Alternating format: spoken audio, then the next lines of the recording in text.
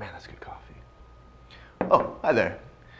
Welcome to CircuitTV, episode 4. And today we're going to be talking about prototyping. So prototyping can be a whole combination of things, but it's basically taking the idea for a product and breaking it down into its smaller parts and coming up with a working model. So for example, we're going to teach you later how to create this simple circuit using a perf board. As you can see, this is a simple buzzer circuit with a button and a light bulb. And Josh is actually going to take you through how to build this a little bit later, how to design and prototype this. But it's basically the functioning idea of like a doorbell. We've got a lot of cool things in store in this episode. One of them mainly being the Lumidax Baker board. This thing is so cool. Literally one of the greatest things to have in your makerspace or classroom. It's actually a electronics trainer. It does a whole lot of stuff. It's got a built-in oscilloscope, power supply, breadboard. This thing kicks butt. Other than that, we're going to have George. George is going to come in. He's going to talk about a little bit more of the features, and we've got a really cool episode here for you today. So I'm going to take it over to Josh, and Josh is going to go through how to build a buzzer circuit and how to begin your prototyping idea. So over to you, Josh. Thanks, Cody. Here at Circuit Specialist, we come up with some crazy ideas. Some of them are great, like CircuitTV, as I'm sure you guys are all enjoying. Some of them not so great, like wearing this shirt to work. Either way, we know how important the step-by-step process is of designing something. Most people will refer to it as design draft, but in the electronic community, we know it as prototyping. I'm sure you guys have all heard this word before. Some people might not know exactly what it means or what it entails. So let's take a minute to basically talk about it. When I was young, I wanted to see how a doorbell worked. So I took apart an old doorbell and I realized it can very easily be recreated. What I did was I designed a circuit that basically was power using a button to power up a motor that was inside a cardboard box or a little metal tin. So when the motor would rotate, it would create a buzzing sound, therefore notifying me when someone was at the door. Well, we did something very similar, and we realized that you can actually use a doorbell, or a doorbell is designed the same way. An electronic doorbell is designed very similar.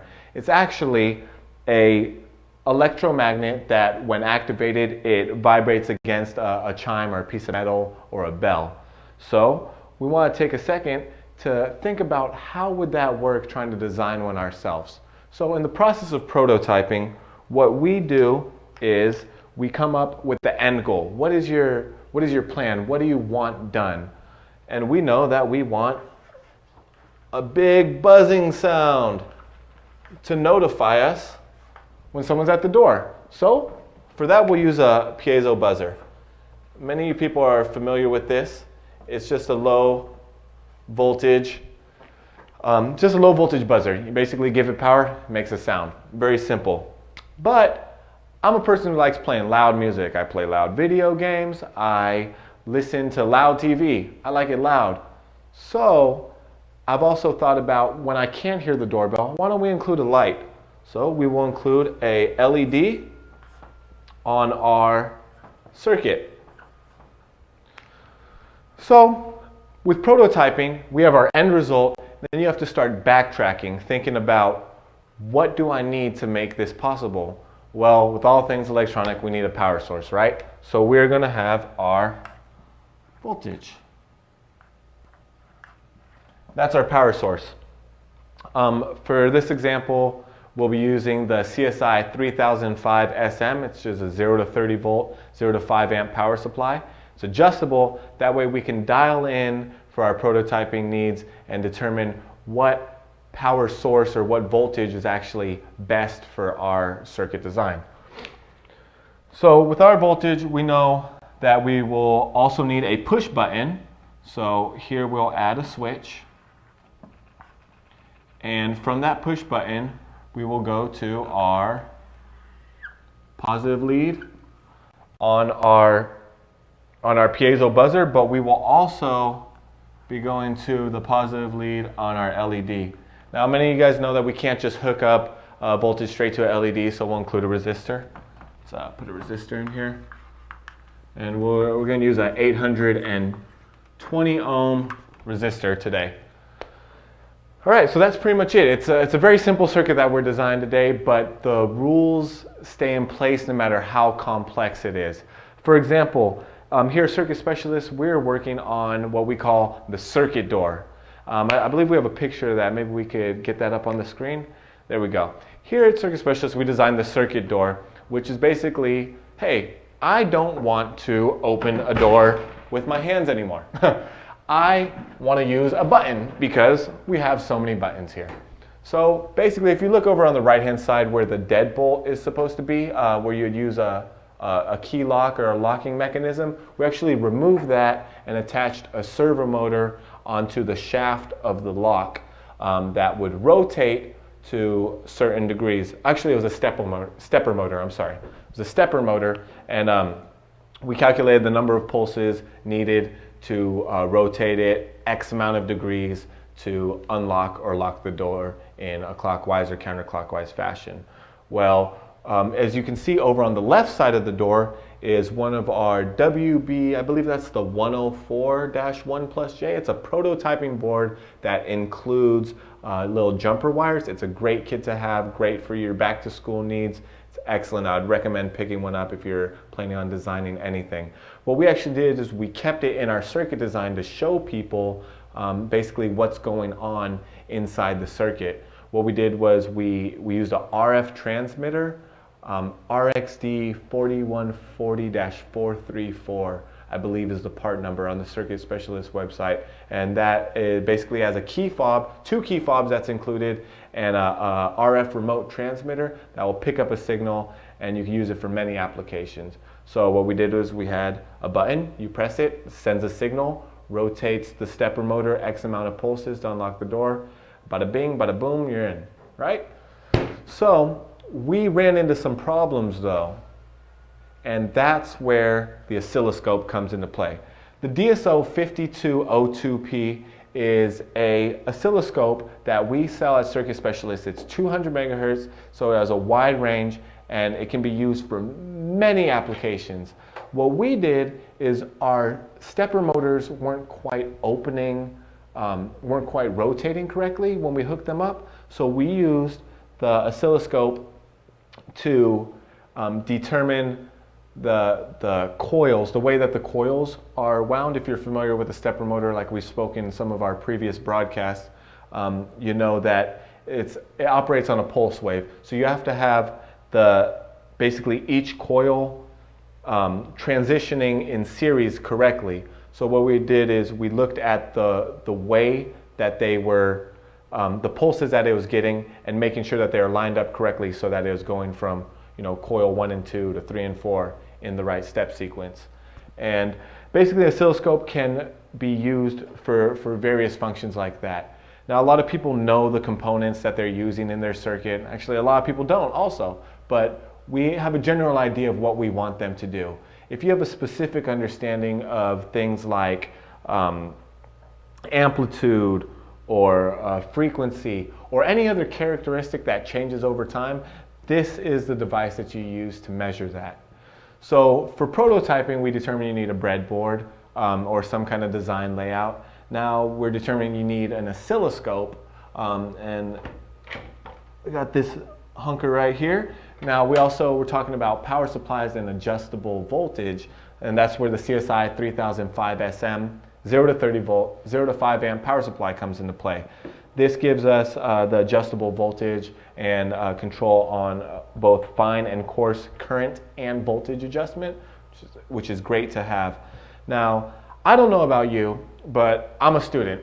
I am a full-time student. I work here at Circuit Specialist full-time, and I also have many other activities I like to enjoy. My point being is I have a full backpack. many books, very thick, very expensive books that I'm upset to have to carry around every day, but hey, that's the name of the game. You got to carry around these books. If I'm doing testing on circuits, I don't also want to carry around an oscilloscope, a power supply, some big breadboards, a soldering station, all these things that are in my toolbox. It's just not feasible to carry around on a day-to-day basis. That's why here at Circuit Specialists, we have the Lumidex Bakerboard analog electronic trainer. And that is this unit right here. I believe we have a picture of this. Can we get that up on the screen, Cody? Let's show you the manufacturer picture so I can walk through it real quick. Then I'll actually, I think we have our Raspberry Pi cam. Our Raspberry Pi is also available at circuitspecialist.com, and you can see you have breadboard design right here tied into the analog trainer, which has a function generator and a function generator, an oscilloscope, and a power supply built in. So for low circuit diagrams or small, low current applications, this is an ideal unit to have. This is perfect to have. I personally have one. I love it. And as you can see, let's get that picture back up on the screen real quick, Cody. Sorry about that. If you look over on the left, you have the three knobs, which are adjustment parameters, a frequency, offset, and a level. Then you'll have in the next section, in between the screen and the knobs, you'll have for your function generator, your wave setting, your triangle, square, sine, noise, pulse. And then below that, you have the two buttons adjusting the frequency of the signal wave that you're sending out. Over to the right of the screen, you'll see we have like a triangle of buttons.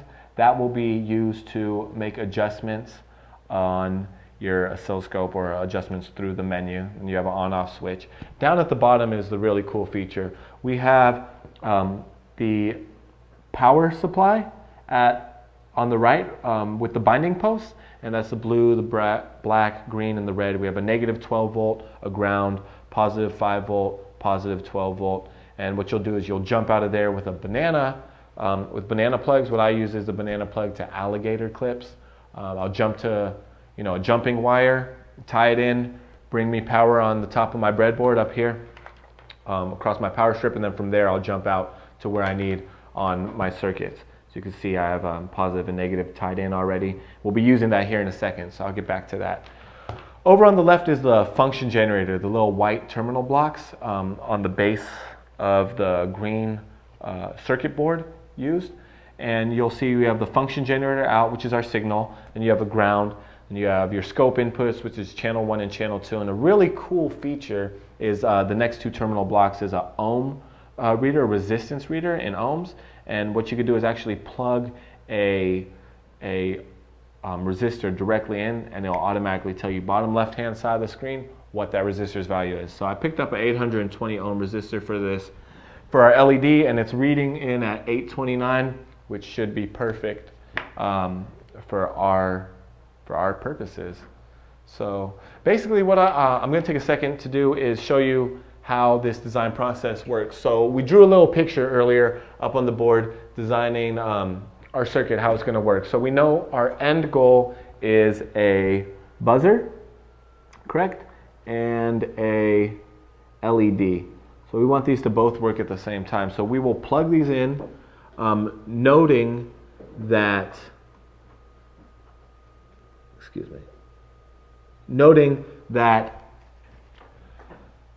all the numbers, all the letters run across parallel. So row 60 is all connected, row 59 is all connected, so on and so forth. Then where the positive and negative jumpers are, letters are connected vertically. So that's one thing to notice. Everything is separated by a bridge or a gap in between. You can see that if you look closer on the breadboard. So what I will do is I'll tie in a switch. I have a switch from my positive to somewhere. Then I'll get the jumper wires, MJW-60B or MJW-70B jumper wire kit that we offer at Circuit Specialist. Invaluable, in my opinion. I use these every single day. So what we'll do is actually we'll jump we have power from our switch here. We have the negative lead tied into negative. We have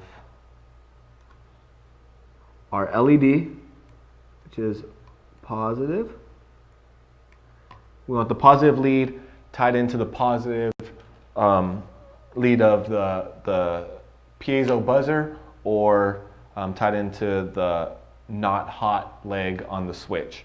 So that way that'll activate it. Oh, but also we got to remember we need our resistor. So we will plug in our resistor. I know my finger's in the way. Give me a second. I'll show you guys what's going on. Positive for the buzzer. And then we will also jump from our power supply, from our power leg, to our piezo buzzer.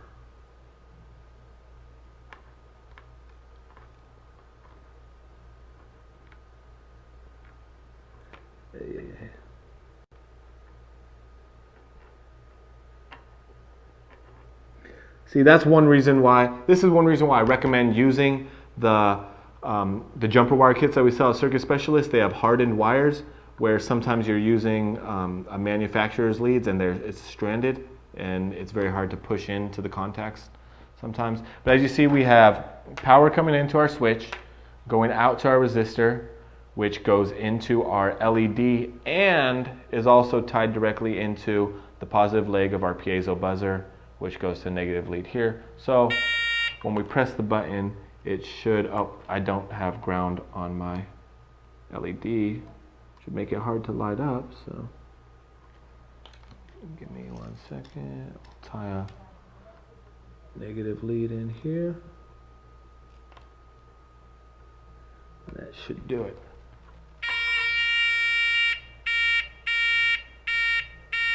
There you go. So for an application like this, oscilloscope isn't really necessary, but with this circuit trainer, you always have it. It's always there when you need it. I definitely recommend picking this up.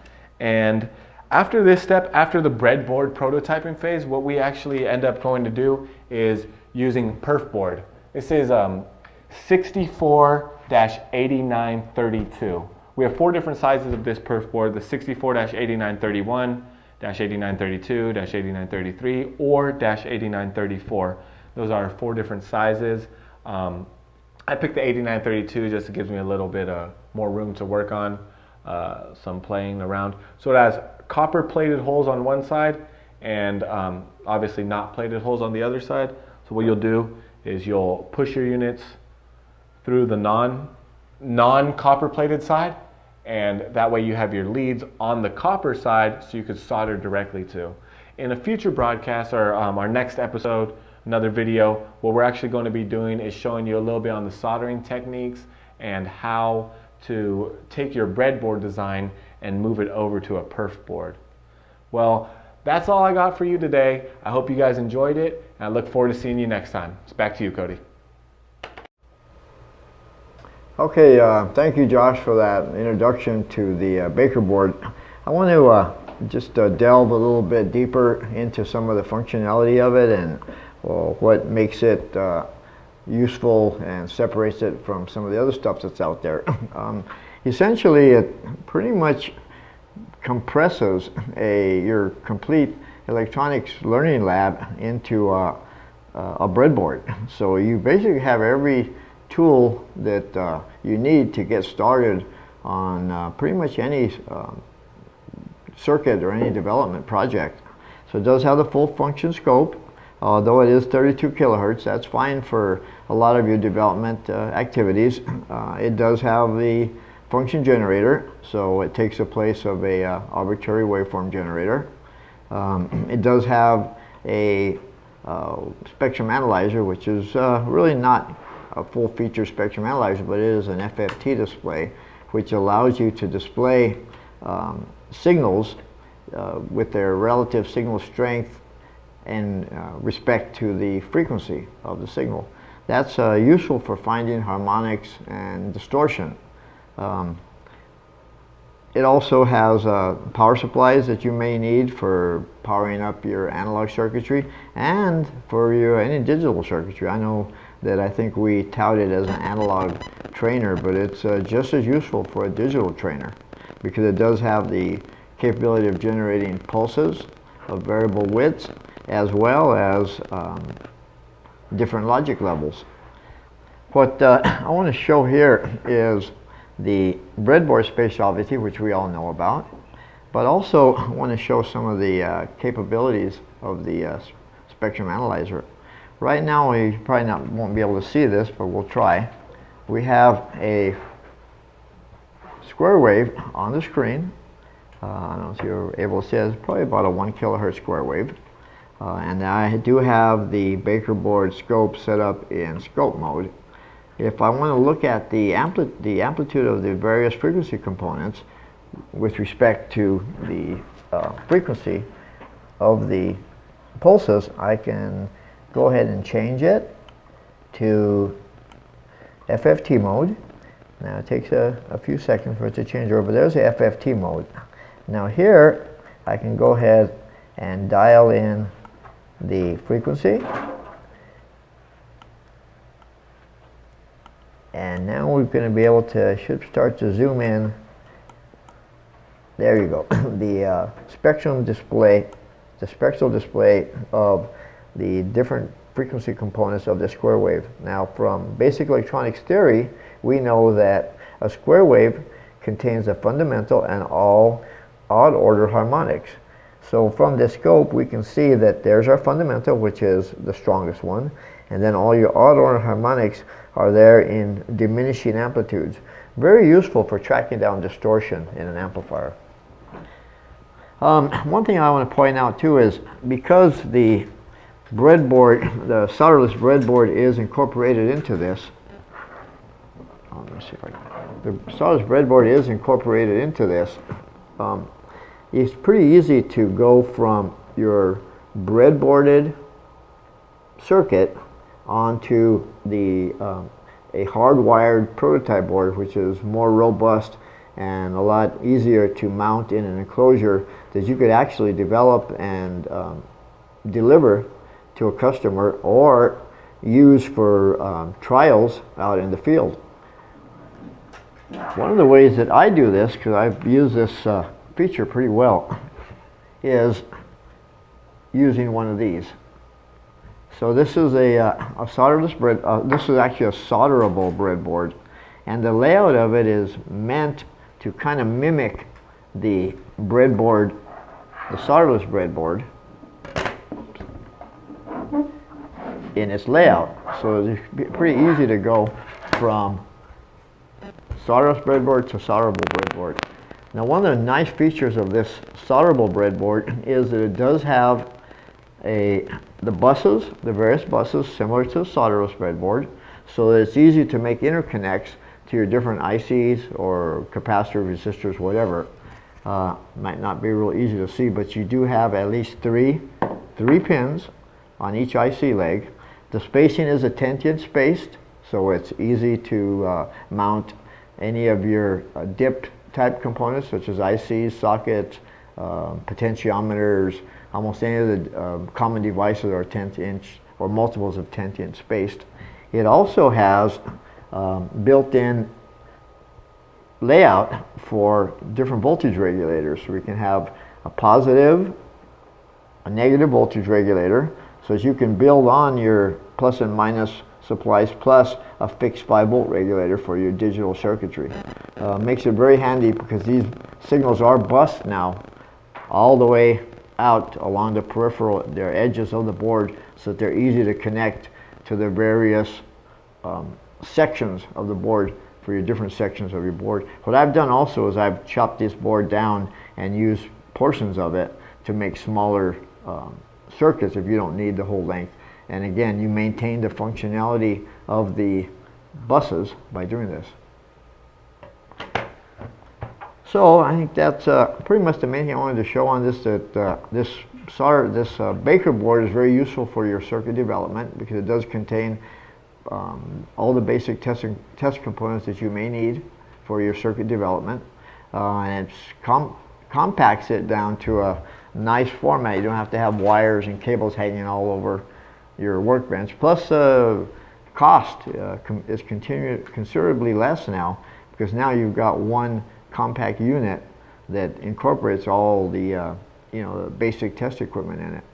So it's a cost saver, it's a time saver, and definitely a space saver when you're doing development. And if you're like me, you don't have a whole lot of extra space on your workbench. It gets cluttered pretty easily. So this thing makes it a lot easier to develop your circuit. To go from solderless to solder breadboard, we do have all the different circuitry available to do that. So we do, that is pretty much concludes my portion of this segment. And we do ask that you would follow us on Facebook. You can subscribe to our blog. And hopefully you'll join us next week for another episode of Circuit TV.